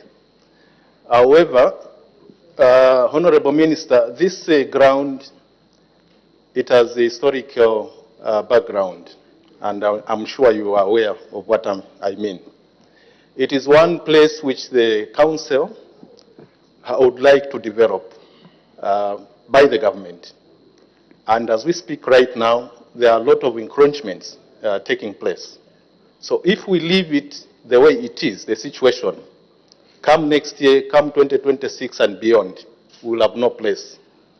So I think the best thing, Honorable Minister, is for you to give a relief to the people of Kwacha constituents, other than advocating for CDF, which may not be adequate enough to cater for a construction of a stadium. So would you probably give a relief, considering the fact that it's only Kwacha constituents that has no stadium? If you go to Sakile, they've got one. If you go to Kamfinsa, they've got one. Nkana, I think there are two. So Kwacha doesn't have. So it's my appeal that probably your ministry can look at other options by giving a relief to the residents of Kwacha so that we can have a stadium. Thank you, Madam Speaker. The Honorable Minister of Youth, Sport and Arts. Thank you, Madam Speaker. As I accept that indeed Kwacha constituency has no sports facility. And also, as I take into account the appeal from the Member of Parliament for Kwacha, I also want to indicate that it will be very difficult for government to spend any money by putting up sports infrastructure on a land that does not belong to government.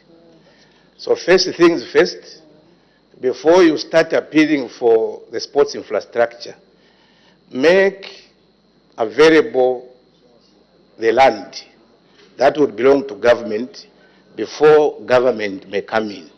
I think we should start from there.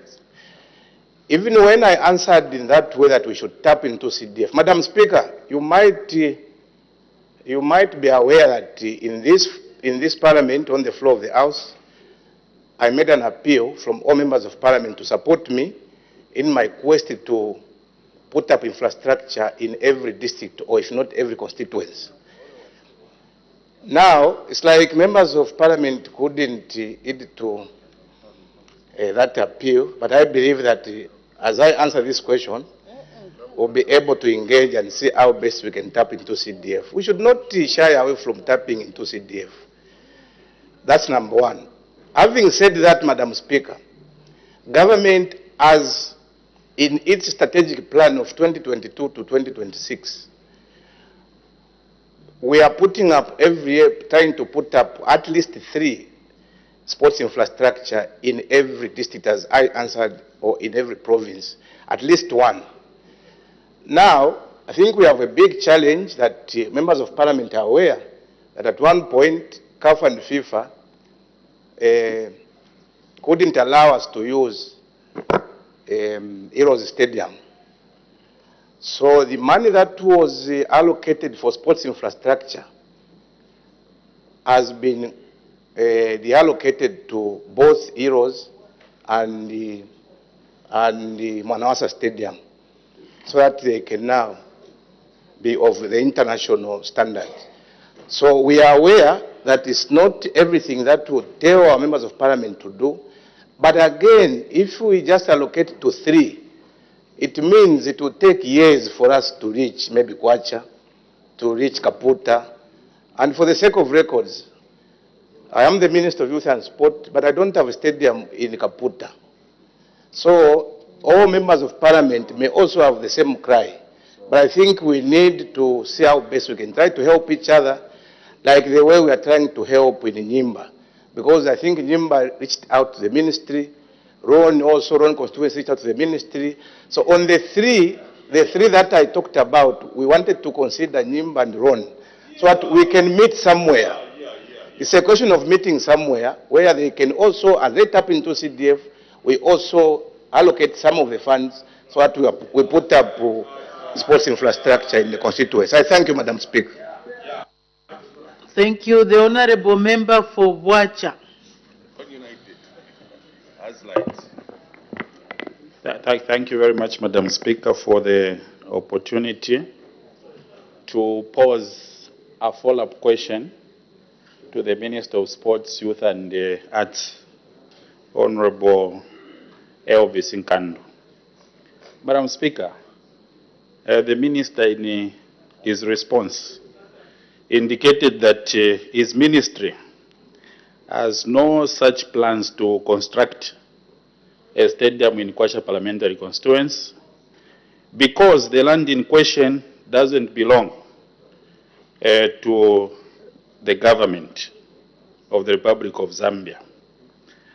My question, Madam Speaker, to the Minister is, I've been interacting with my colleague, Honorable Member of Parliament for Kwacha, because the names of the constituencies are more or less similar, Kwacha and Wacha.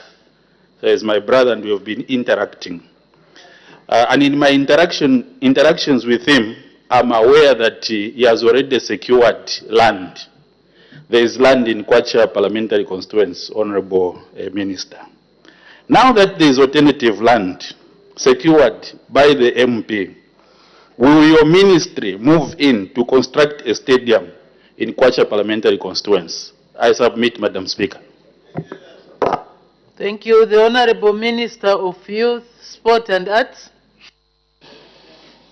Thank you, Madam Speaker, and thank you, Honorable Member, for that important follow-up question, though I know that that's another question.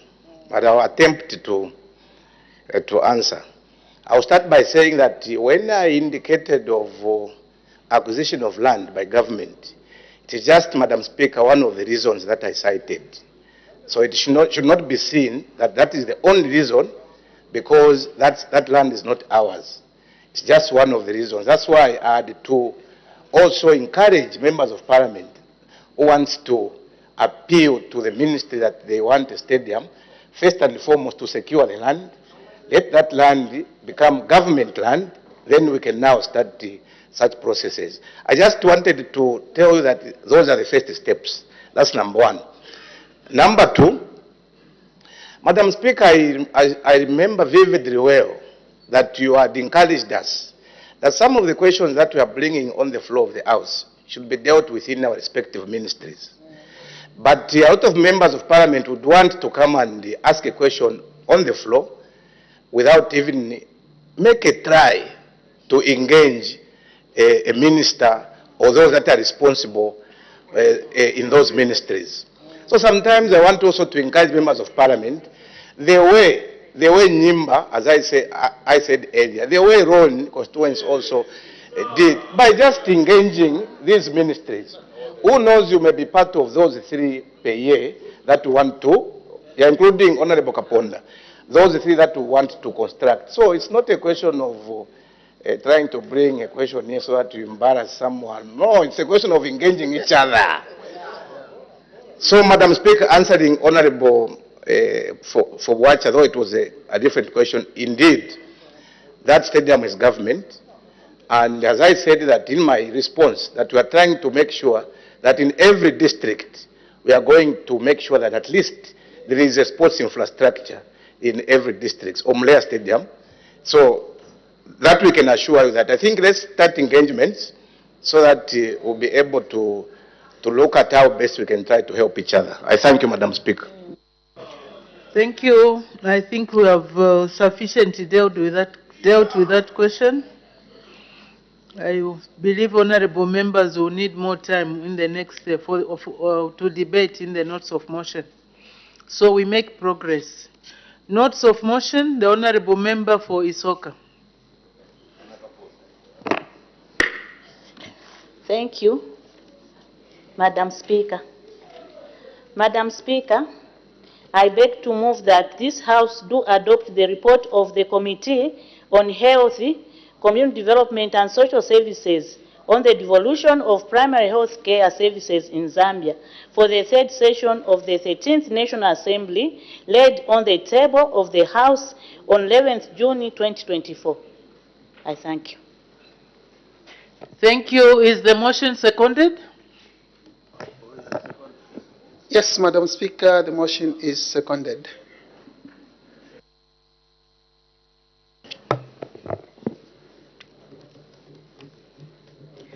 Seconded by the honorable member for Solwezi East. The question is that this House adopts the report of the Committee on Health, Community Development and Social Services on the devolution of primary health care services in Zambia for the 3rd session of the 13th National Assembly, laid on the table of the House on Tuesday, 11th June 2024. Any debate? Honorable member for Isoka. Thank you, Madam Speaker. Madam Speaker, in line with its terms of reference, the committee considered a topical issue on the devolution of primary health care services in Zambia.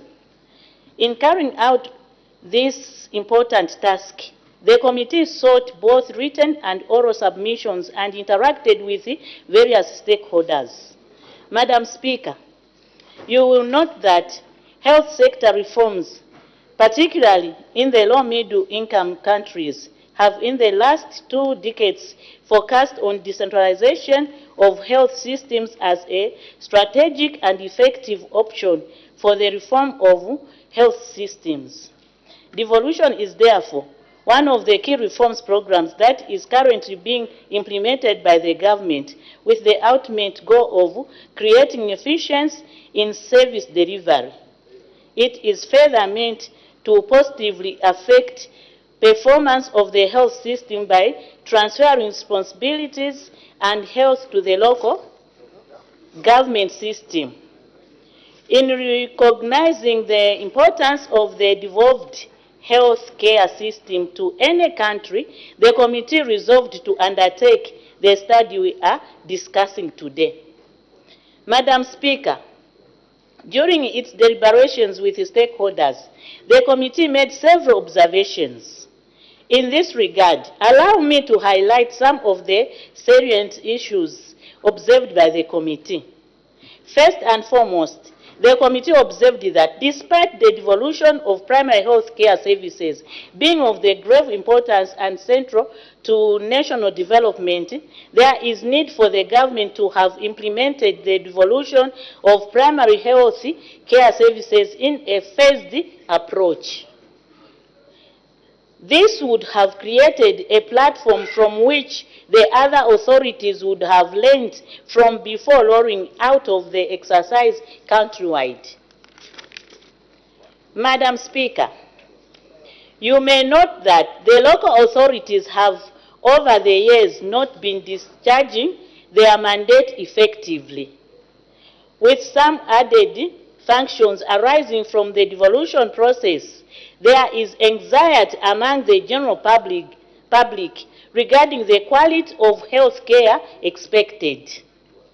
In addition, Madam Speaker, the welfare of staff who have been devolved in the local authorities is not certain. Owing to the aforementioned, the committee recommends that an operational research unit should be established for continuous monitoring and evaluation of service delivery so as not to disadvantage the general populace and the workers who have been devolved to the local authorities. Madam Speaker, the National Health Services Act number 22 of 1995 was repealed in 2006. This vital piece of legislation was the backbone of the legal framework for the health sector.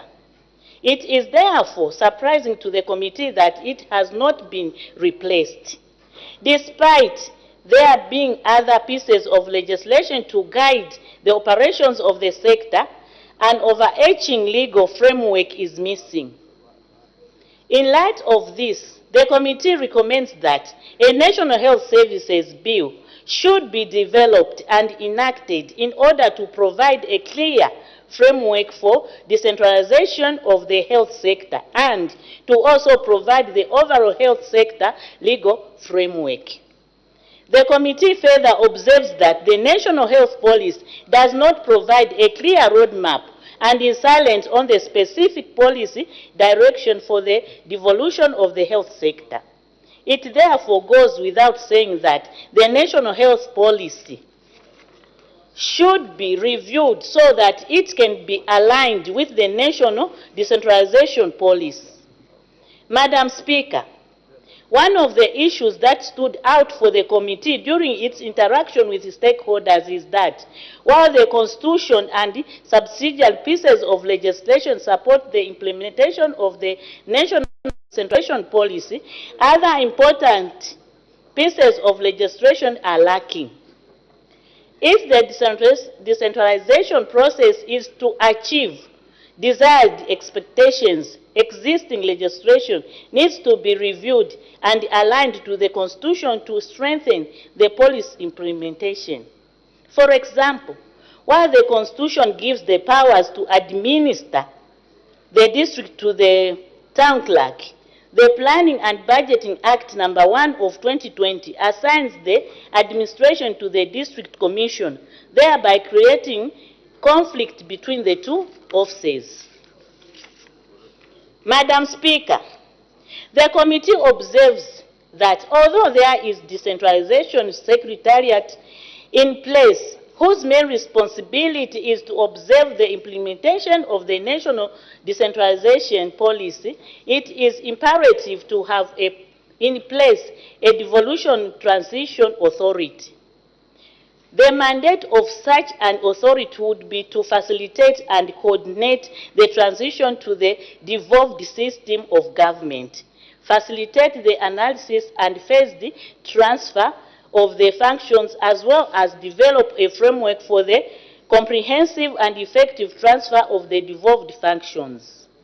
Zambia can, in this regard, take a leaf from Kenya's Transition to Devolved Government Act, which also established their Devolution Transition Authority. Madam Speaker, the committee had an opportunity to undertake site visits to a number of local authorities in order to have greater appreciation of the devolution of healthcare services in the country. During its local tour, also learned that all councils have opened devolution sector accounts to facilitate the functions of the devolved sectors. However, Madam Speaker, the committee observed with concern that several of the accounts have not been yet activated. The committee therefore recommends that the government should commence the payments of the grants into the devolution sector accounts at the earliest convenience in order to ring-fence grants and other resources for district health offices and hospitals. As local authorities may have competing priorities, this may impact negatively on the effective operation of the health sector. Madam Speaker, notwithstanding the inadequacies in the implementation process, Zambia's commitment to fostering a healthier and more productive nation evidence in the vision for the health sector through the ratification of key declarations like the Asaneta Declaration, showcasing a specific dedication to primary health care. The decentralization of health care aligned with global sustainable development goal number 3 of universal health coverage, which aims to empower local administrative levels and bridge developmental gaps between rural and urban areas. The committee is confident that if the government continues on the current path, Zambia will achieve 100% devolution of the healthcare system. As I conclude, Madam Speaker, allow me to render my sincere gratitude to you and the office of the Clerk of the National Assembly for the services rendered to the Health, Community Development and Social Services Committee throughout its deliberations. Gratitude also extended to all stakeholders who provided the committee with invaluable information which formed the basis of the report before this House. Madam Speaker, I beg to move. Thank you very much. Apologies, I allowed the honorable member to continue.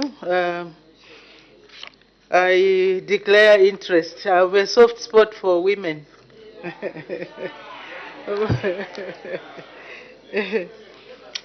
Does the seconder wish to speak now or later? Now, Madam Speaker. The honorable member for Solwezi East. Thank you very much, Madam Speaker. I second the motion ably moved by Honorable Nakaponda MP for Isoka. Indeed, from the onset, Madam Speaker, I wish to pass my condolences to our family members in Malawi, and also for our presidents showing that Ubuntu spirit by allowing the Zambia Defense Force through the ZAF to send a helicopter there to help our brothers. And also to congratulate you, Madam Speaker, on the issues of primary health care, which begins here at Parliament when we moved into our washrooms, we found that the systems have changed. And that shows that indeed women are working. Madam Speaker, just to highlight a few things that Honorable MP, the mover of the motion, has stated. Indeed, primary health care is very, very important, and its devolution to the local authority is the way to go. Madam Speaker, if we look at primary health care devolution, it simply entails the promotion of food supply, nutrition that should be good, maternal and child health, issues to do with family planning, supply of safe water and basic sanitation, as well as health education and disease prevention at a local level, and also the treatment of some common disease and therefore the prevention of such. Basically, these being devolved to the local authority is the way to go for Zambia, and it is in line with the Alma Ata Declaration of 1978, which actually talks about devolution of primary health care.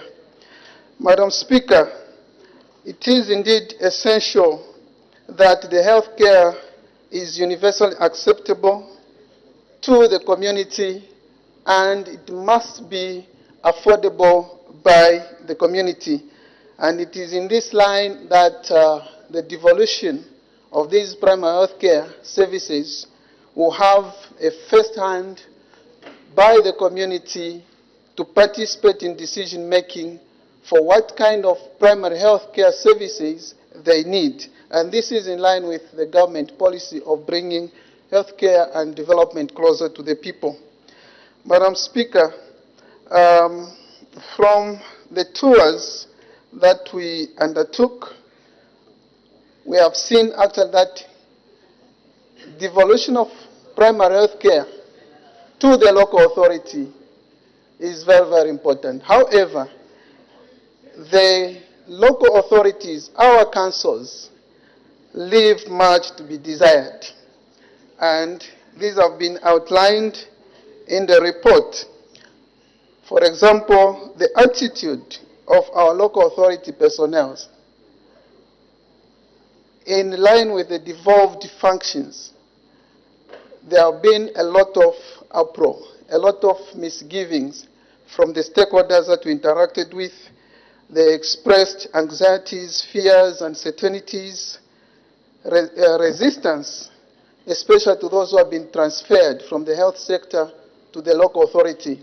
And if you notice from the statistics, it shows almost about 50% those who received conveyance letters have actually been devolved. They have reported to the local authorities.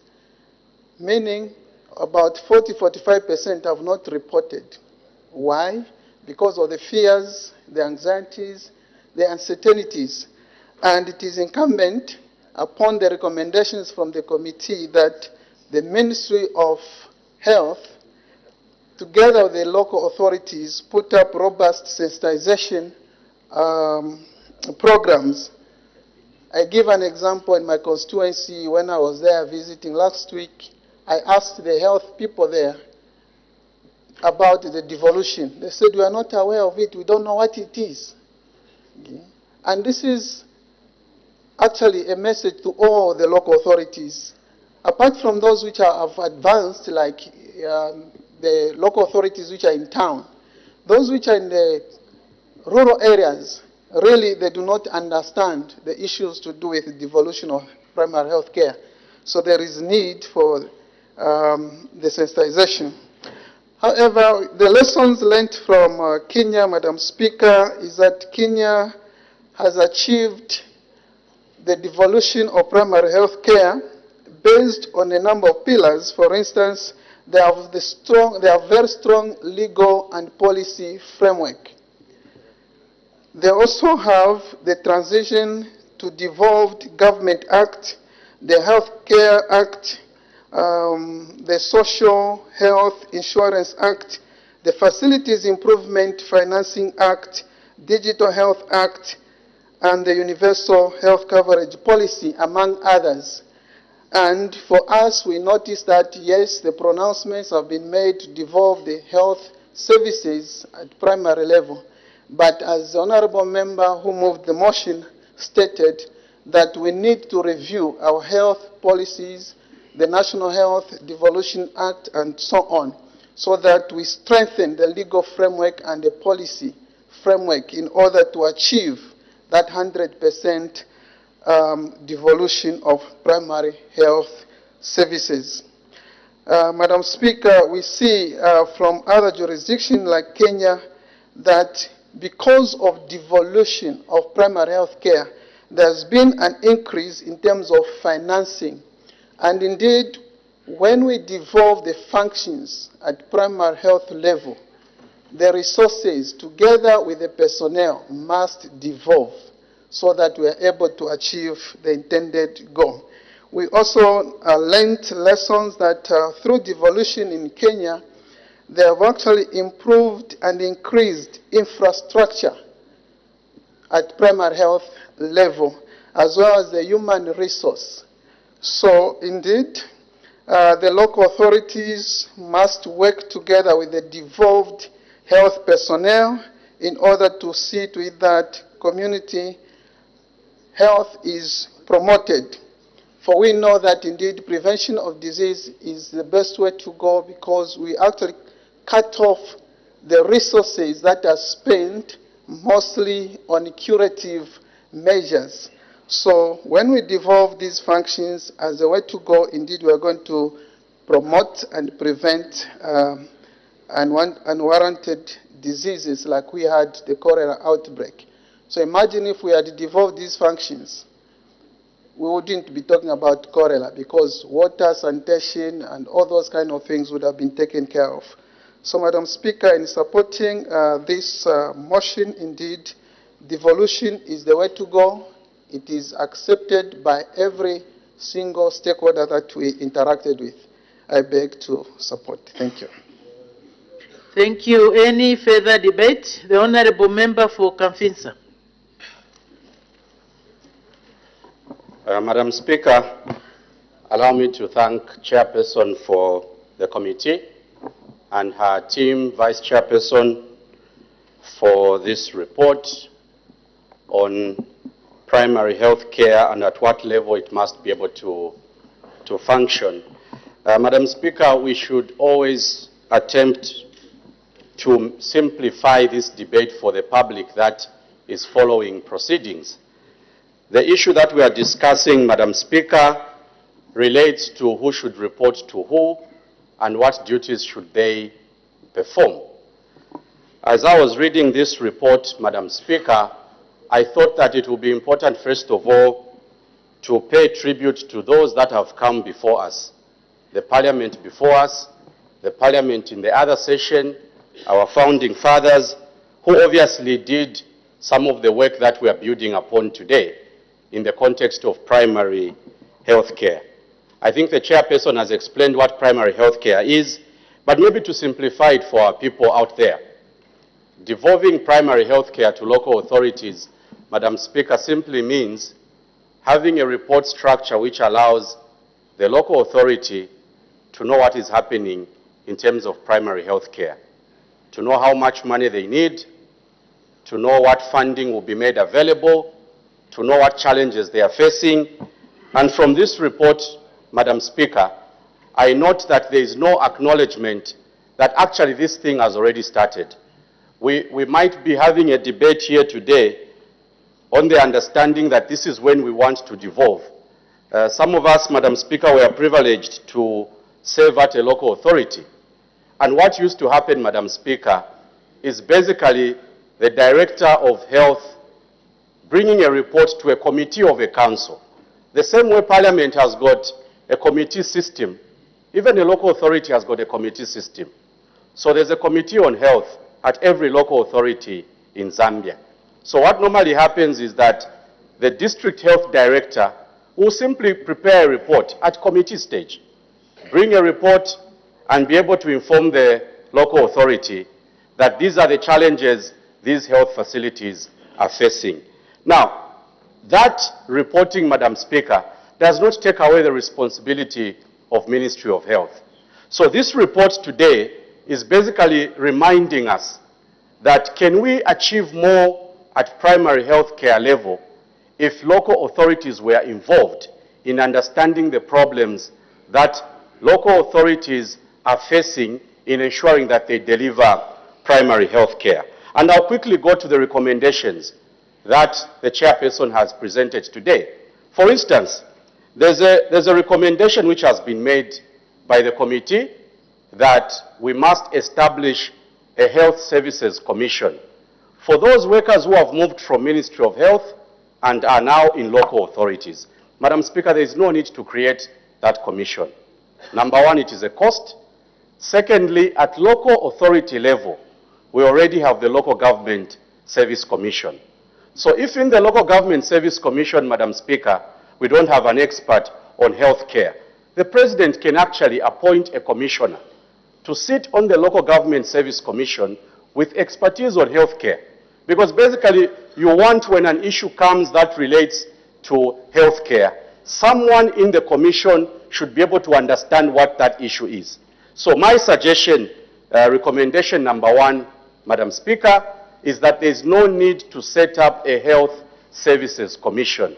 We already have the Local Government Service Commission. We should avoid extra cost going to this process.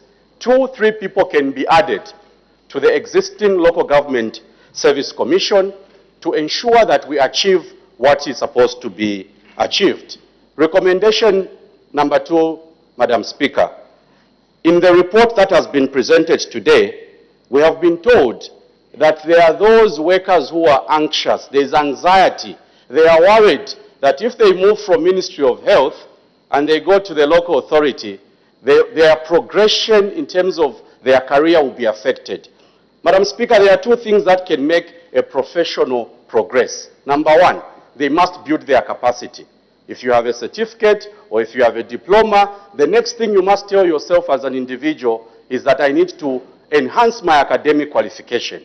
So that whether you are reporting to Ministry of Health or you are reporting to local government, the way you present yourself as an expert will actually allow you to progress. So, Madam Speaker, I don't agree that there must be anxiety amongst our workers. Maybe we are not talking to our workers. Maybe those that we are moving from health to local government, no one is talking to them, reminding them what they need to do. So my view, Madam Speaker, is that we don't need to bring up a situation where people feel they will not progress if they move from Ministry of Health. Let's encourage our workers. If you are a diploma holder, enroll for further qualifications, acquire the extra skills that you need. Then you'll be able to present yourself as someone who is going to progress.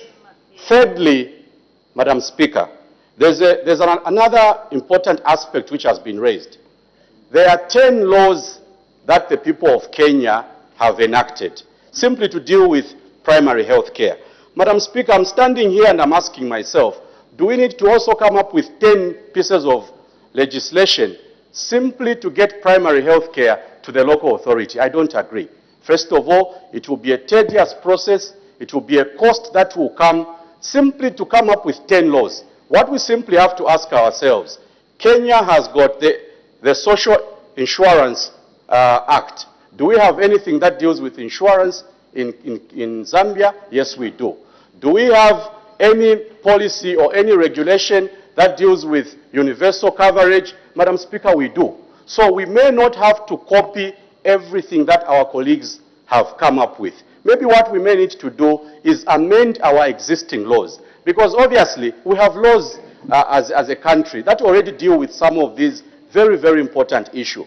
For me, Madam Speaker, doctors, nurses, health workers, these are not politicians. I don't think they have a problem whether they report to the district commissioner, whether they report to the mayor of a city, whether they report to district health director. I don't think these health workers have a problem.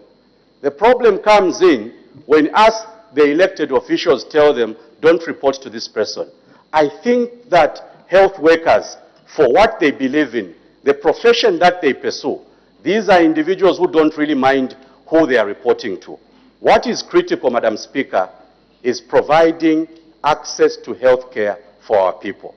If having primary health care under a local authority will ensure that people have access to health care, Madam Speaker, we should all be supporting this report with the changes that have to be made, fine-tuning one or two things and ensuring that our people have access. Madam Speaker, my submission on behalf of the people of Kamfinsa. Thank you.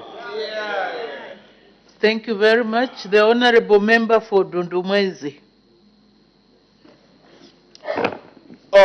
Thank you very much, Madam Speaker.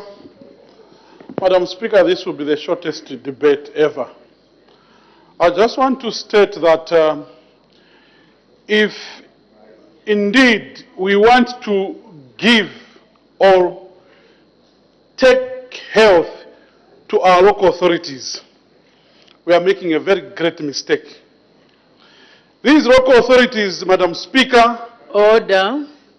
As the time is 16:40, I suspend business for 20 minutes for a health break.